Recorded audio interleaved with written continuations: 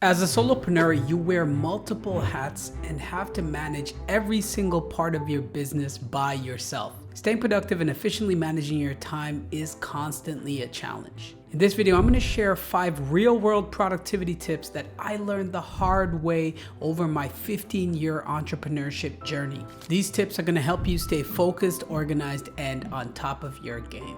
I'll also share a few of my favorite tools that'll help you get more done easier and faster. Real quick, if you're new around here, my name is Kevin, and on this channel, I help entrepreneurs make more, spend less, and work less. So my first and maybe most important productivity tip is consistency is king. A lot of entrepreneurs, they start out strong and they work feverishly on this business for like 2 weeks or a month, and then they just fall off because things happen in their life and they just couldn't continue to make the time or find the time to continue working on their businesses. And this is really sad because the reason they failed has nothing to do with their skills or how good their business idea was. Rather, they just couldn't figure out a way to find the time to work on their business. I cringe every time I hear one of these stupid mottos like no days off or rise and grind. You gotta wake up at 3 a.m. before everyone else. That's the only way you can succeed. Look, that crap sounds amazing in an Instagram story, but if you actually try and run your business like this, I promise you, you will fail miserably. Here's the truth. There's nothing magical about not taking any days off or waking up at 3 a.m. What the real secret to success, prolonged, sustained success, is you need to be able to work on your business consistently. So you're much better off figuring out a schedule that you can actually stick to and be consistent with than trying to do some stupid no days off, work 7 days a week, waking up at 3 a.m. and burn out in 2 weeks. So what you need to do is take an honest look at your calendar and decide what you can actually commit to looking at your lifestyle. Then block those times in your calendar and let everyone know around you that those are the times you'll be working. Look, we all have other commitments in our lives, whether it's our families or a million other things. When it comes to being an adult, we all get it.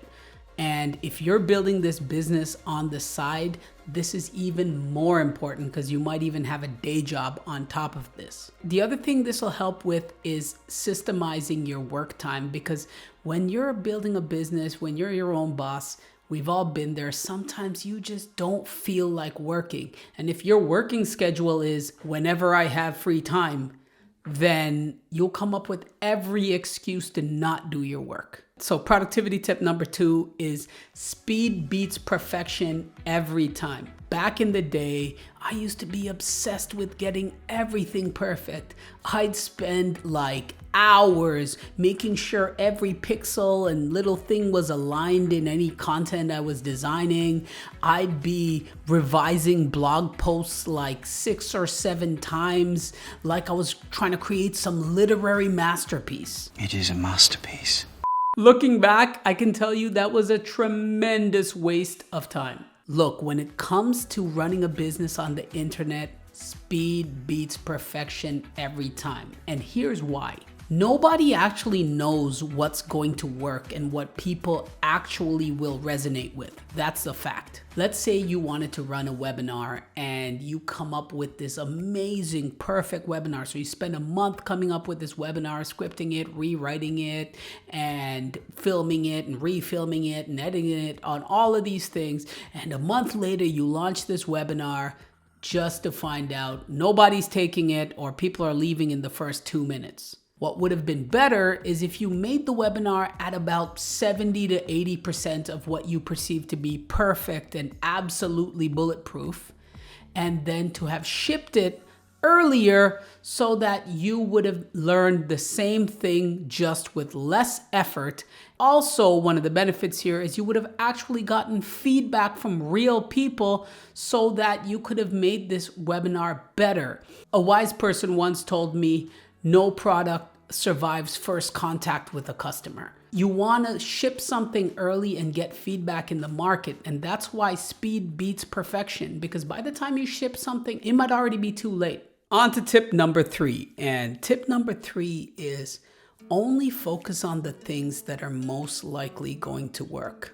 Sounds kind of obvious, right? But stick with me because I can promise you most entrepreneurs, including myself, have made this mistake a million times. I've gone off and done stuff that I thought was great for my business in the end to only waste weeks, if not months, doing the wrong things. You're probably familiar with the Pareto principle that states that 80% of your results are going to come from just 20% of your efforts. So what you need to do is figure out what that 20% is and then laser focus on just doing those activities, regardless of how shiny some new idea or some other thing might seem in your business. The way I like to do it is to think about my high-level goals and milestones for the year, and I try to make them really metric-driven. And then I think about, okay, each quarter, so there's 4 quarters in the year, what are some things high-level I can do to directly get me to those goals? In fact, I'll show you right here. Here are some high-level goals for the year. And then every quarter, I have other big initiatives or projects I feel like will help me get to those goals. And then what I like to do is from those big initiatives, I like to say, hey, what are the things I'm going to do next and what I'm currently working on?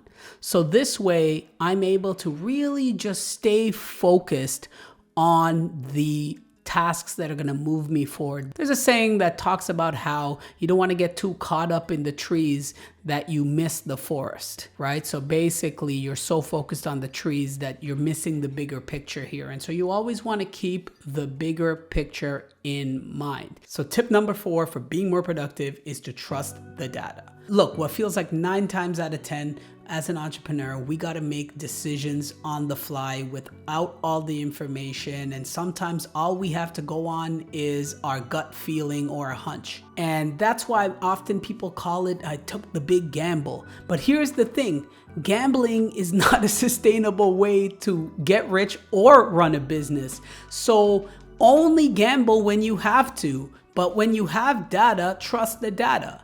What I mean is if you've spent tens of thousands of dollars, say, running ads to an offer, well, then either your ads suck or your offer sucks. And if you can't fix one or both and it's still garbage, then you should realize that something isn't working. Likewise, if you have 3 products and everyone seems to be buying product A, but you don't get why because you like product B and C so much better and you want to kind of promote those ones. And I've made that mistake too, where you kind of just like certain parts of your business more than the others, even though all the data is saying, hey, this is the thing that's working. And you just don't seem to like that. That's the thing that's working. And you want this new, cool, sexy thing to work. Well, guess what? The smartest thing you can do is to use the data you have to inform your decisions, because there will be the times where you don't have any data and you do have to gamble. But when you don't have to gamble, that is when you want to rely on the data. You want to use the data to make sure that you are focusing on those things that are bringing value, that you're learning and quickly stopping the things that are not efficient and not effective. So tip number 4 builds on tips 2 and 3, which is to use the data to inform these decisions. And tip number 5 is do more faster with tools. So even if you're prioritizing the right things, focusing on the things that are going to be most effective in your business, and you're making smart decisions leveraging data, even if it's the 20%, you still have to do those things you set out to do. And this is where tools can make you much more efficient and effective, especially if you're a solopreneur running this business all by yourself like me. So I'm going to show you 4 of my favorite tools that literally save me dozens of hours each week. I'm talking about tools that can literally replace a personal assistant or you having to put in all of these extra hours. So the first tool on my list, and if this tool's not on everyone's list, I don't know what you're doing. It's ChatGPT. I almost feel foolish talking about this one because I'm 1000% sure you're already using it. One of my favorite things to do is I actually take my YouTube videos and I ask it to write blog posts from the scripts of my YouTube videos. So that is an enormous time saving for me. And then I ask it to write those tweets and write emails for me.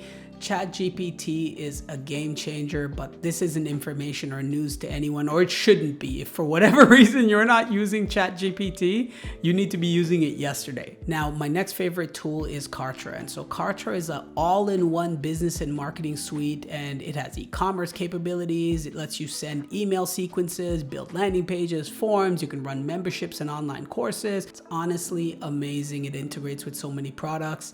And so this one suite is basically the basis and foundation for my whole business. I build everything inside here, and all of these tools talk to each other. So I have really great data for when someone visits a page and then they watch a video and they go download a guide. So I see how they filled in that form and so on and so forth. So it is a game changer for me. And so the way it helps me in terms of productivity is I don't have to learn and manage 12 different tools. I need to worry about integrating all of these tools with Zapier and all this crap. So it's all just in one place.